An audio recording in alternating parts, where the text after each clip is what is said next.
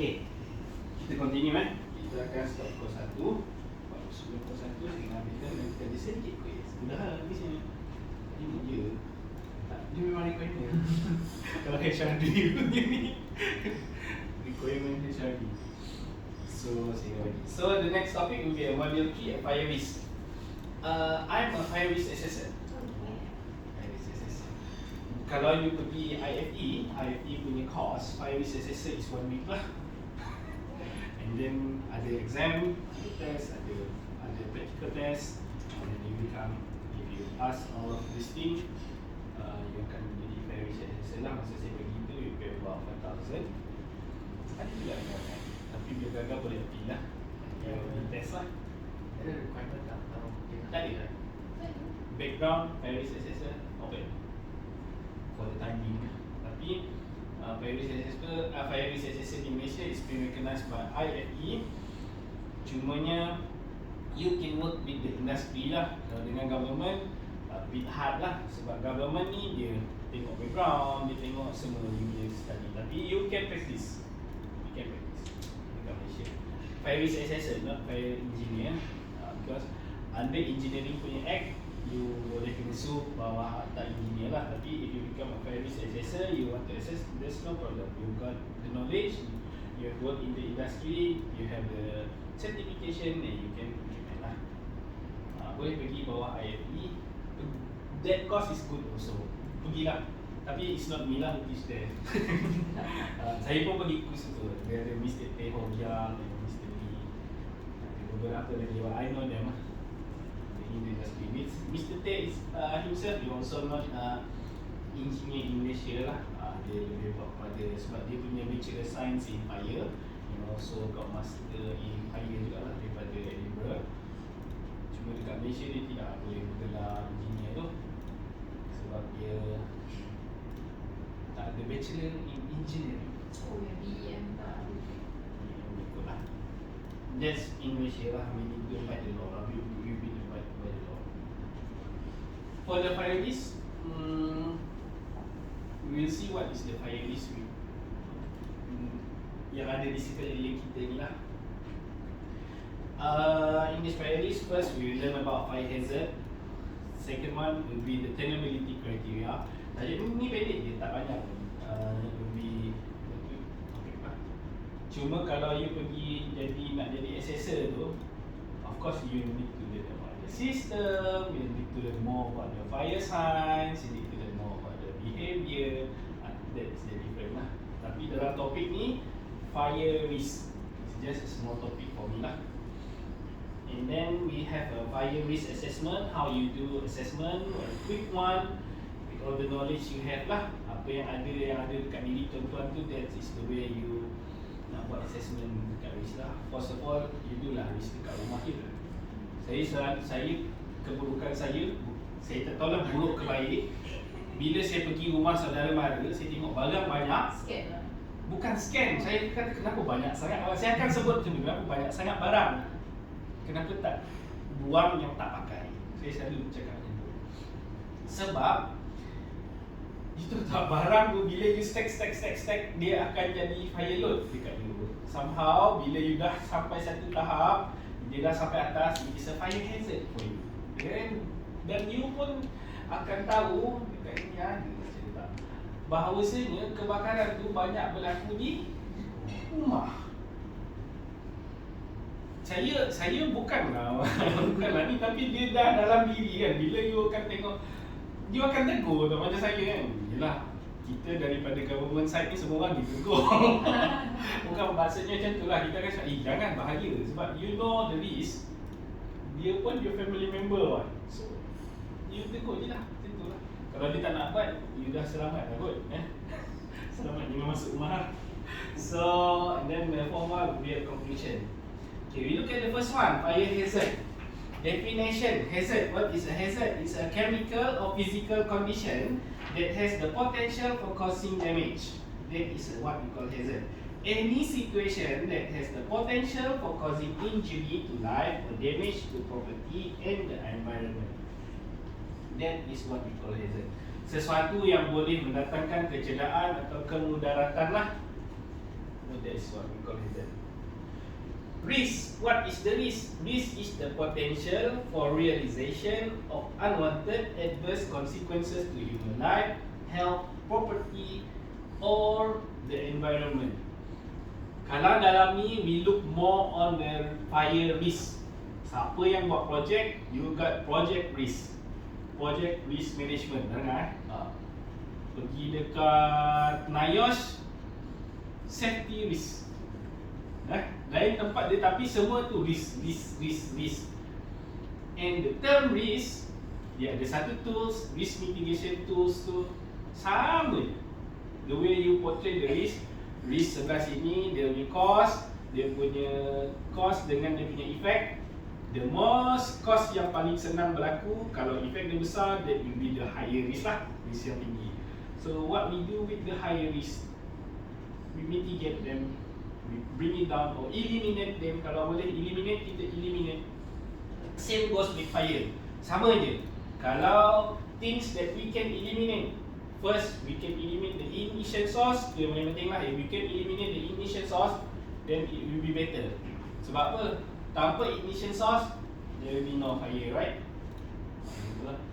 But what I can say is ignition source is uncontrollable lah nowadays. Sebab ada lampu pun ada ignition source. Fire hazard. Definition of fire hazard is a situation or area that increase the probability of fire or may interrupt the escape in the event of fire. Example, locating combustible material near a hot work area. Positioning a cabinet in egress area. Egress tahu lah, egress is escape route lah. Egress and escape is the same lah. Stack storage of combustible materials that interrupt the effectiveness of automatic sprinkler system. Itu adalah fire hazard. Contohlah, contohlah kalau macam you simpan minyak dalam satu tempat yang besar. Contohlah bilik ni, you simpan minyak, pun fire hazard lah. Kenapa nak simpan minyak dalam bilik yang ada kapet? Kenapa nak simpan minyak dalam bilik yang ada meja? Simpanlah minyak di dalam tempat untuk simpan minyak. Ni adalah contoh-contoh gambar fire hazard. Hazard yang berada dekat bawah ni adalah hazard yang paling biasa berlaku kat tempat saya lah. Tempat saya pun macam ni lah lupa. Meja entah ke mana, file banyak, lagi-lagi siapa yang deal with projects. Ada procurement lagi masa tu, ada estimation. Masa tu kita rasa macam buat apa? Tempat saya baru kemas malam. Sebab kita ada EXA, Ecosystem Conducive Sector Awam. Senang ceritanya 5S lah. You all punya tempat ada 5S? Sure. Kalau site lagi ya, itulah. Okay. This is the common hazard lah. Kenapa ni jadi fire hazard? Because there are fire load everywhere, man. And you see, this book ni dah fast fire kan? Kertas tadi kan? Ni pula ignition source dekat sini kan? Yang ni memang dia dah tie up dengan ignition source lah. Yang ni sebab dia stack so many things. Tapi question for this day, kenapa saya masukkan dia dalam fire hazard? Sedangkan pintu keselamatan okey, ada hose lagi, ada lagi extinguisher, selamat apa? Jawab, dia tak ada yang salah. Cuba jawab. Kenapa saya letakkan dia sebagai fire hazard? Cuba you tengok dalam slide yang sebelakang tadi, dia ada satu yang last tu. Ini ke last. Bukan kat sini. Ni. Last. Okay, yang slide last ni. Ada tak? Positioning cabinet in egress area. Tak ada cabinet kan? Sebab kalau hose reel tertarik untuk sebab hose reel ni sendiri menyebabkan ruang tu jadi obstructed, correct. Jadi as an installer kan, kalau you nak install ni, you tanyalah betul-betul arkitek kan, betul ke kau nak install ni bro? Tapi yelah, of course saya pun ada projek saya dah tegur dah engineer tu, tapi dia kata no, this is design from us, we have a professional engineer yang nak certify. So Saya kata okey tak apa, saya keluarkan juga teguran ni. Kalau bomba lulus, inspect tak lulus, it is your responsibility lah sebab saya dah keluarkan teguran. Macam ni lah, you just imagine if it's a corridor in a hotel. A corridor in the hotel, they are using the maximum ataupun the minimum amount of corridor so that they will have a greater area in the room for the luxury of the guest lah. Betul lah? Jadi dekat hotel, you akan designkan lobby ataupun laluan keluar tu cukup-cukup sampai jom, betul? Setuju kan? Kalau tak setuju, kita inspector. Kalau fire risk assessor punya course, dia inspect bangunan yang dia pergi khusus tu. Memang dia akan keluar report. Sama lah macam tu kan. Tapi bila you letak, you just imagine, you tadi dah ada 1.2 meter untuk 2 orang ke sana boleh lari, bomba boleh lari sini sebab tiba-tiba you letak hostel keluar. Berapa dah lari jarak kan? How much area that you have, dan these semua obstruct the things. Memanglah hostel tu perlu untuk kita lawan api di peringkat awal, but then egress is a must. Yang nak lawan api tu seorang je. Right? If you put things like this, it will become a fire hazard for you lah. So you need to aware whenever you do, even though you are not doing design, even though it's been designed by other, tapi you ada ada hak untuk menegur. You can give opinion because if it was us, the government side, kita kata a good engineering practice dia kena ada. Good engineering practice dalam akta BEM pun bawah ethics, code of ethics for engineer must have a good engineering practice lah. So like this, it's not good lah. Gambar ni saya betul mulanya ada lagi kat sini yang kita tak benda juga. Kalau saya nak tunjuk ini mengganggu ni. Nak do this lah. Kalau you tegur dia orang lagi lah, betul kayak engineer cakap. Bukan kita nak merendahkan engineer kan, tapi macam design salah je. Sebab safety khusus lain. Sebab normally people who design causeway are mechanical engineer, and the people who design egress punya lobby is architects. Lepas tu dia tak sync dengan each other. Arkitek ni orang minta ruang, tak ada bagi, nak bagi minta tangki, tak lepas. Yang tu biasa saya nak arkitek Malaysia. Tapi sekarang saya dah berbaik-baik lah. Sebab benda ni dia orang tak boleh buat apa, kita kena sync. And somehow other people that who are not designing the system yang tegur. Betul macam ni kan? Are you sure you're designing the right things? Seem like it's not right. Inilah. So dia lah jarak-jarak ni. Sama juga dalam, kalau macam dalam tangga egress punya staircase kan, dalam tu mesti kosong. Tapi biasanya akan ada lah tim untuk rokok. Yang tu biasa. Saya pun tak boleh buat apa. Rainwater downpipe yang tu lagi kurang ajar. Itu tahan lagi. Ada yang design wet riser, dry riser tadi, dia pergi letak dalam tu. Dah lah arkitek tu design ngam-ngam turning radius tu. For turning radius, dia ada radius dia tau. Ada bangunan yang memang you do it tightly, dia punya turning radius tu. Kalau you as a mechanical engineer tak bagi tahu dia awal-awal, dia tak design pun. You pergi letak pula dalam tu ada bridging inlet kan, outlet punya tu, wet riser punya outlet. Oh habislah. Memang orang dalam tu ada lah lari. Dia ada banyak tau. Saya ada satu lagi, saya expert saya ialah do's and don'ts. Do's and don'ts in mechanical installation. Saya ada buat juga nota tu untuk Intan Malaysia. Dalam tu banyaklah gambar-gambar do's and don'ts. Sebab kita di tingkat kita, saya banyak projek tau. Tadi saya sebut 20 je. Tapi projek-projek yang kawan-kawan lain ni banyak, dan kita kadang-kadang kita cross inspect. Memang you akan jumpa yang tandas yang tak boleh masuk kot depan. Bila dia masuk tu pusing. Nak masuk tandas kena mundur lah, kata gila. Yang masalahnya yang daripada design, yang lukis, yang install, dan yang nak buat yang nak buat DNC tu kan, takkanlah tak boleh fikir. Yang tu lah, Takkanlah tandas tu memang kena masuk mundur. Macam tu lah contoh lah. Adanya pipe tu, bila kita dah duduk dalam tandas tu, pipe tu tak payah on pun. Ada yang hose reel, kan hose reel ni, when you have hose reel, dia sepatutnya boleh ditarik keluar kan? Ditarik keluar dan dia ada turning radius, kalau ikut MS lah. Ada yang stuck terus, langgangan dinding. Kadang biasa kalau install kan, mereka cakap install ikut drawing, tekan salah. So kalau dia tak install ikut drawing kan, nanti kena ask kenapa tu macam kenapa tak install, kan question. Correct. What you said is correct also. But then you must remember, the designer, the one who made the drawing is also human. Human make errors, bro. Human make errors. You hold the installation, you ask for RFI. RFI request for information. Betul tak installation tu?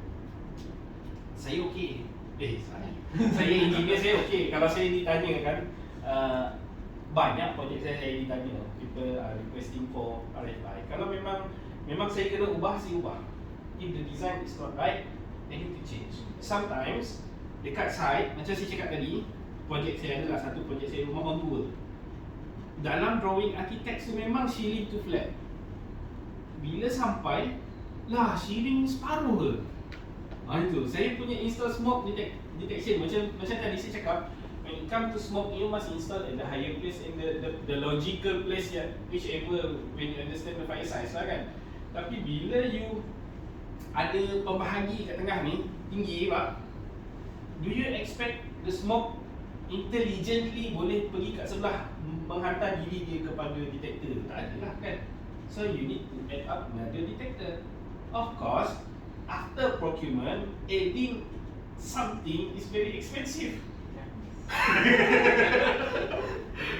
Saya pun tak mahu telefon you nak add. Tak. Saya pun banyak. Betul. Jadi of course saya akan ada lah isu dengan orang. Macam kita orang, the people who do the design is not the same the one who stay in tapak lah. That's the different engineer in government. Tapi kalau consultant yang design, dia kena turun tapak.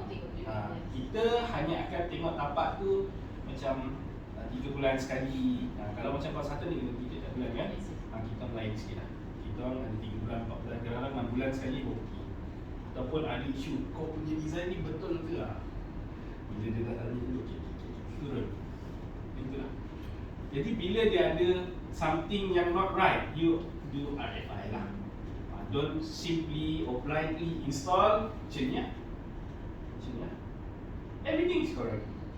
Everything is correct for the installation lah. For the fire safety, it's a hazard. Okay. Macam saya cakap tadi, fire incident. This fire statistic is from statistik from laporan tahunan Jabatan Bomba tahun 2021. Latest one 2022. Saya tak tahu kenapa dia tak keluar lagi. Dia dah 2023 nak habis. Mungkin tahun depan boleh keluar kot, late 1 tahun. Punca kebakaran ni memang ada. You all boleh ambil ni. Ni statistik yang memang ada. Cuma you rajin dengan tak rajin baca je lah. Tapi saya kena baca lah. Sebab you all mesti nak tanya. Saya kena baca sebab bila kita develop fire risk, kita kena tahu which one is the most yang macam mana kita nak tahu is a riskiest when the incident happen or occur at that place so many times in a year, meaning to say ianya adalah sangat berisiko. Okay. Kita tengok punca kebakaran mengikut kategori purpose group. Kediaman 3,811 kebakaran berlaku pada tahun 2020. Pada tahun 2021 it is 4,177. The percentage is almost the same. Half of the fire incident happen in a year is happen inside dwellings. Dwellings is kediaman lah. Either it's a flat or bukan multi-story, a flat or a 1-story house or 2-story houses lah. Memang banyak. Dan ini yang paling banyak pun berlaku dekat Malaysia. And then the second higher is this one, kedai. Kedai pun banyak juga. Office jatuh nombor berapa yang paling banyak kita buat, yang paling banyak protection ni? Baru 2%. Hospital, the most crucial, and clinic, ada juga terbakar 0.88. Kenapa kurang terbakar kat hospital? Sebab tadi Safety kita measures dia. safety measures dia tinggi lah. Sebab kita dah target dia sangat berbahaya kan. Senang kalau terbakar kat hospital, yang pernah berlaku Tengku Puan Rahimah lah. Because of that case also saya dihantar keluar negara untuk khusus untuk belajar tu lah. Saya pergi tu atas tiket tu lah. Saya pergi sebab kes tu. Jadi ada 3 orang pihak expert lah daripada pihak kerajaan. Sebab dia kata bomba dia boleh padam api, tapi dia tak ada expertise dalam sistem lah. Saya apply je. Dia tengok saya pilih, saya kata mungkin saya pilih sebab saya pernah berhimang bomba. Alhamdulillah ada rezeki kan, dapatlah pergi. Okay, dekat sini sekolah kita pun ada terbakar kan, tuan-tuan. Schools, tapi masa saya sekolah tu, sekolah saya tak terbakar, meletup je. Sebab budak tu pergi campur apa, kan kita ada buat eksperimen kimia. Saya sekolah teknik, kita buat eksperimen chemical punya eksperimen. Dia campur logam aktif iron dengan air, meletup. Yang tu pernah terjadi. Saya sekolah Terbakar? Ya. You sekolah kat mana? You sekolah kat mana? Tanya dia. Salah tu dia primary school. Primary lah dekat Kajang. Kajar. Dia Masa ada student. Oh. tapi dia bukan dalam tu kelas lah. Dia bukan macam library punya tempat. So tak ada Komputer lah tu. Oh ya. Dia biasanya kebakaran dekat bilik komputer lah. Ya. Study you dah cakap kan. Normally it's there. So you can propose mitigation risk ke lebih best. Library pun kan.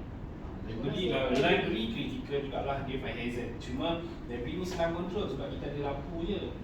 Sebab tapi sekarang library dah ada letak komputer kan. Itulah. Sekarang kita kena tukar pakai tablet. Ya, mungkin that is another way kita nak put on to eliminate risk kan. Risk mitigation. Okay, yang lain ni boleh go through lah. Yang dekat sini nampak tu kalau tak nampak, dia ada dekat website Bomber. Dalam laporan tahunan bawah dia punya bahagian profil untuk kita tengok dokumen dia lah. Tapi kena baca lah, ada lah. Dalam reports tu, it's not just about fire incident statistik lah. It's about the fire of operation, berapa banyak operasi yang dia pergi, menyelamat ke, padam api, tangkap ular, bunuh tabuan. Kita baca lah. Kalau malas, skip this part lagi lah. Tak pernah tahu pun kan? Tak pernah aware pun Bomber ada keluarkan statistik. Statistik ni penting untuk kita buat fire risk mitigation tadi lah. Okay, next, kita tengok daripada laporan yang sama from the same report, we have the fire incident categorized according to the source of ignition. So from here, we know that the source of ignition yang paling selalu menyebabkan kebakaran tu apa dia? Dia macam keliru pula kan? Dia tengok bomba dia dah pecahkan. Nombor 7 ada A, B, C, D. Tapi all the number 7 is because of the electric.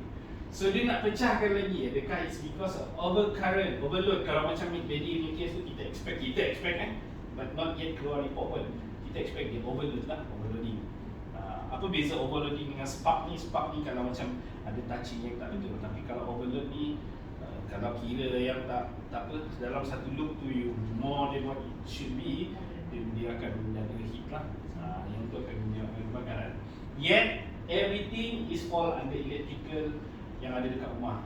You punya dekat rumah, you punya wiring ke, ada miss wiring ke yang you pergi tambah sendiri. Satu loop tu sepatutnya ada 6 point ni, tambah jadi 6 point tu, tarik lagi jadi 12 point lah. Jam lah. Macam itulah yang saya cakap. Soket, extension, tarik pula, peti sejuk dengan water heater. Nah, yang tu saya, kalau nak tanya, kena tanya electrical engineer lah. I pun not that expert on that part, but I know in terms of the fire part lah. So, dekat sini, we know that electric ataupun source of ignition from the electrical parts yang menyumbangkan paling tinggi kepada fire incident. In year 2021, it caused about 60%, 61% of the incident lah. Macam tu. So yang ni daripada sini kita tahu we must take care more on this part lah. Kalau macam ni kan. Okay lah. Janganlah ada yang tak elok. Itulah baru ni saya tegur kita punya cleaner sebab masa dia cocok apa plug dia nak vacuum, meletup. Saya dekat akak punya ni ada masalah. Dia orang Indonesia, dia kata, mana mungkin saya punya ada masalah. Tak kak, saya bagi tahu sebab dia memang ada masalah. Tak, dia cakap kan, yang ada masalah switch tu lah, ikut akak lah. Akak balik nanti, tak, dia punya extension tu, dia dah longgar pun. Saya expect macam tu lah sebab dia terus trip kan. Dia tak nak. Tak apa, okay fine, baik enough. Minggu depan, minggu ni lah, sekali kedua terjadi. Dia vacuum kat sebelah, satu flat tu trip. Macam baik trip, kalau yang hospital tu dia tak trip tau. Dia ada satu punca. Bila dia tak trip, maknanya wiring system dia problem. Bila dia tak trip, dia akan jadi overload tu dan akan jadi arc lah. Sepatutnya dia kena trip. Dia prevent arc.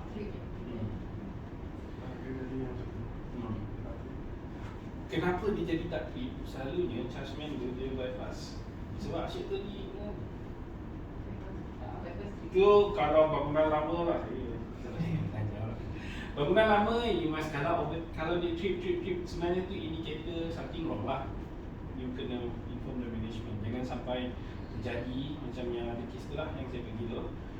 Dia sampai beragut nyawa lah. Kita tak nak macam tu. So ni, okay lah, speak Malay, okay, it's okay lah. Campur-campur boleh kan?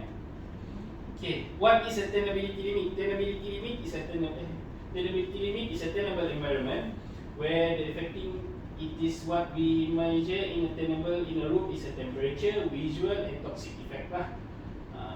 It is the environment in which smoke and heat are limited or otherwise restricted to maintain the impact on occupants including those in the area of origin to a level it is not life-threatening. Kalau tenable environment, if it's a tenability limit, this is the factor that we need to consider lah. Okay, gambar ni semua. In the tenability limit, the heat gradient, if the fire is there is a measuring meter.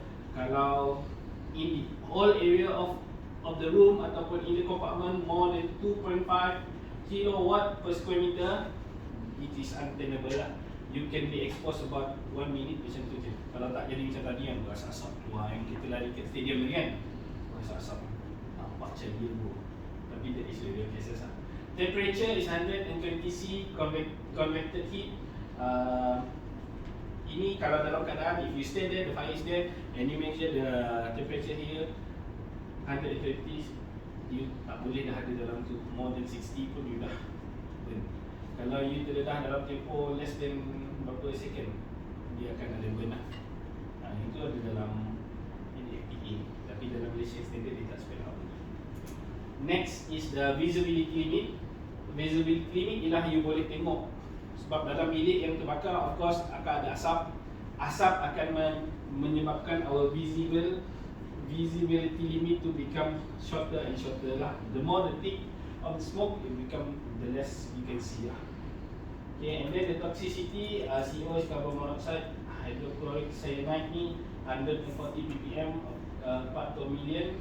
Kalau CO is 2,100 lah.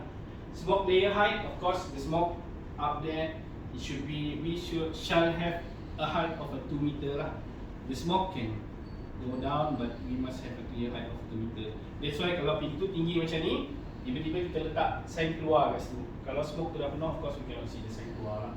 That is where you need the new invention macam yang kat China tadi lah. Bawah kan. It depends on the engineer how to design it lah. Of course, if you as the installer nampak benda-benda macam tu, you can ask for RFI. Okay, fire risk assessment. Definition: a process to characterize the risk associated with fire that address the fire scenario, their probability and their consequences. There are three types of method, that is qualitative, quantitative and semi-quantitative. This is a normal type. Dia ada banyak lagi lah bawah qualitative, there are several other methods lah.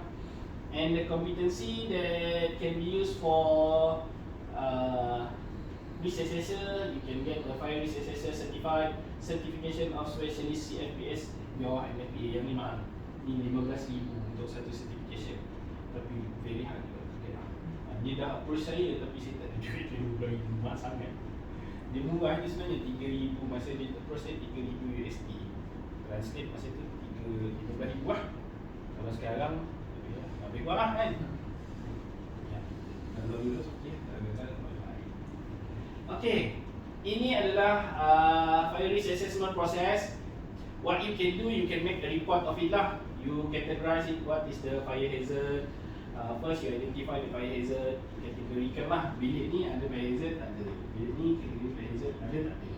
Tapi dalam satu bilik tu you buat all these 5 things lah. After you identify the fire hazard, identify the people at risk.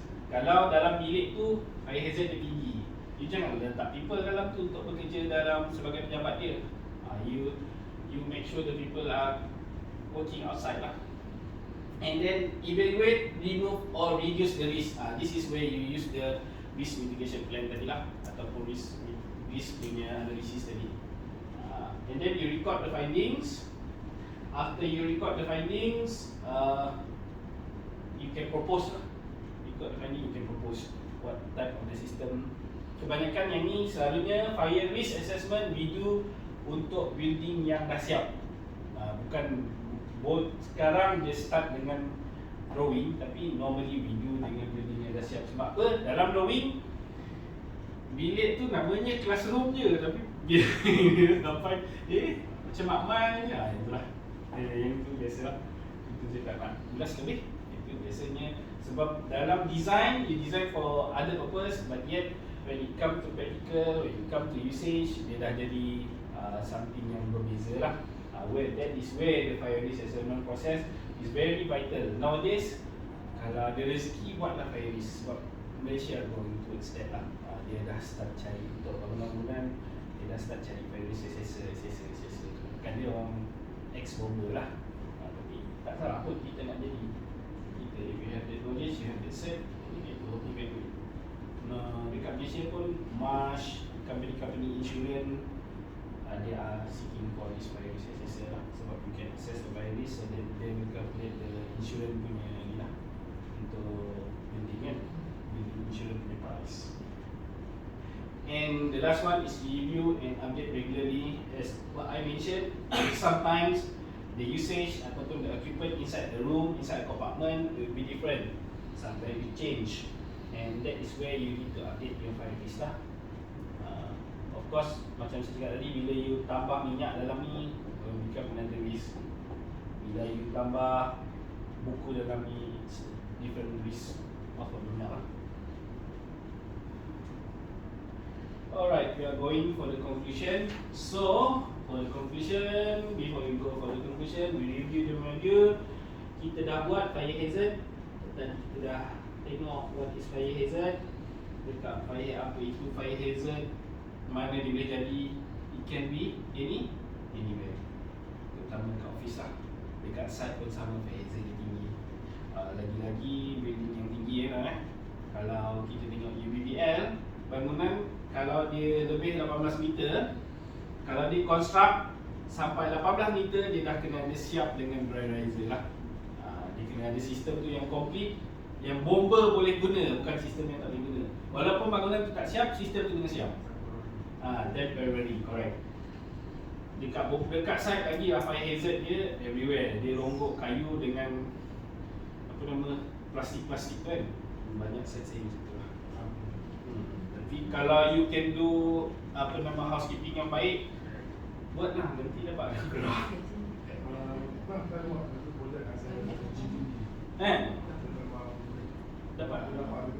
Dapat kontrol, tapi cantik saja, yang ambil dah gambar. Sebab susah nak dapat gambar yang bagus. Gambar yang tak bagus ni banyak.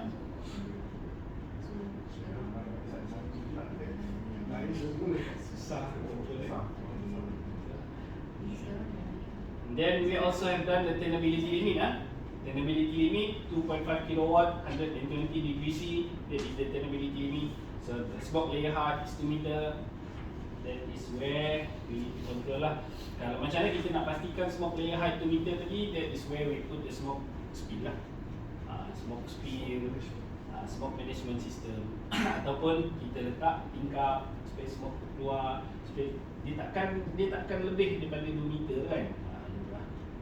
Fire risk assessment, there are 5 ways of fire risk assessment. Saya tak boleh go through satu-satu. Kalau saya go through satu-satu macam mana nak buat, that will be another week course lah. You can get it from IFE lah. Ataupun kalau nak minta, mungkin boleh minta bawah School of Professional, that course. Cuma it will be a different course lah, where how you are going to do the risk management and the fire risk assessment.